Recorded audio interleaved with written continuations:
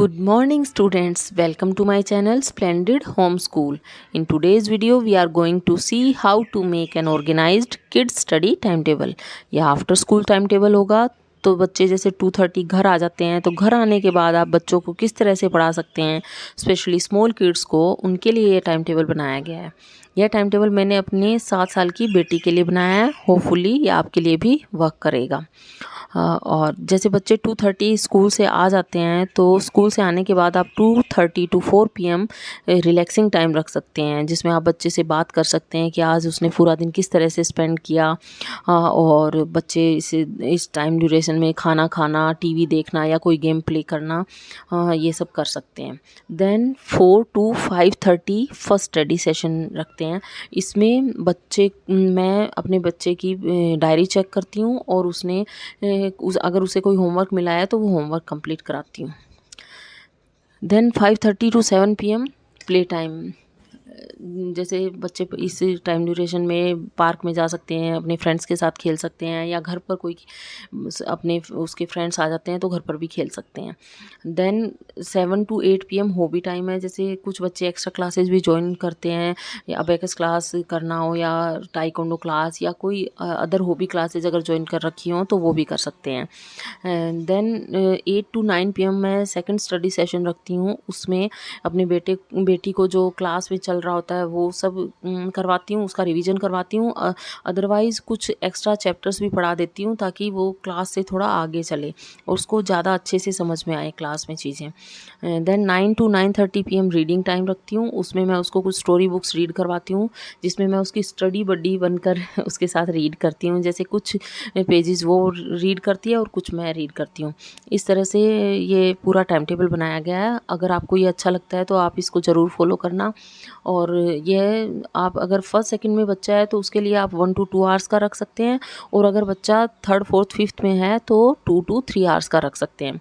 और अगर इसमें आप कोई मॉडिफिकेशन भी करना चाहें तो अपने टाइम के अकॉर्डिंग कर सकते हैं। और making this study time table हमें कुछ बातें ध्यान में रखनी है। जैसे फर्स्ट थिंग, गेटिंग ऑर्गेनाइज्ड, कि हमें बच्चों को यह सिखाना है कि ऑर्गेनाइज रहना कितना ज़रूरी है।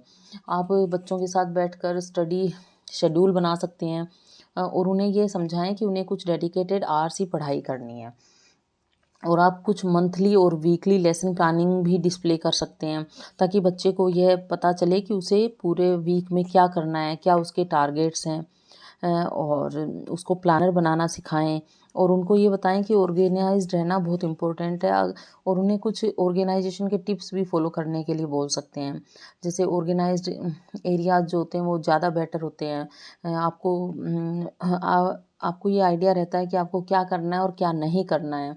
और जैसे आप उनको सिखा सकते हैं कि जो शू हैं वो प्रॉपर प्लेस पे रखें, अपनी बेडशीट फोल्ड करें, अपनी टेबल को ऑर्गेनाइज करके रखें। इस तरह से अगर वो ऑर्गेनाइज्ड तरीके से अपने सारे काम करेंगे तो सभी काम टाइमली कंप्लीट होंगे। सेकंड थिंग है डेवलपिंग ए गुड माइंडसेट, कि आप किस तरह से एक अच्छा माइंडसेट डेवलप कर सकते हैं।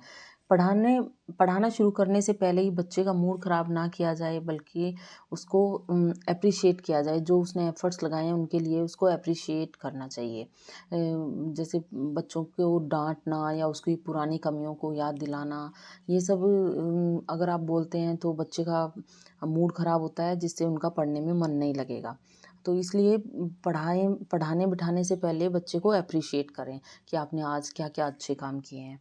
दूसरा, teach your child not to panic, कि कई बार क्या होता है बच्चे रेगुलर स्टडी नहीं करते हैं तो एग्ज़ाम टाइम पर उनको पैनिक होता है कि सिलेबस कंप्लीट नहीं हुआ है, या फिर पूरे दिन आपको पढ़ना है, तो एक एक्स्ट्रा बर्डन बच्चे फील करते हैं। तो उससे बचने के लिए बच्चे ऑर्गेनाइज तरीके से एवरीडे थोड़ा थोड़ा पढ़ें।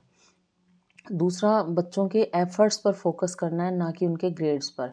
कई बार ऐसा होता है कि बच्चे बहुत अच्छे से पढ़ाई कर रहे हैं बट स्टिल उनके ग्रेड्स इतने अच्छे नहीं आते हैं, तो उसके लिए आप उन्हें डांटें नहीं, बल्कि उन्होंने जो एफ़र्ट्स लगाए हैं उनको एप्रिशिएट करें।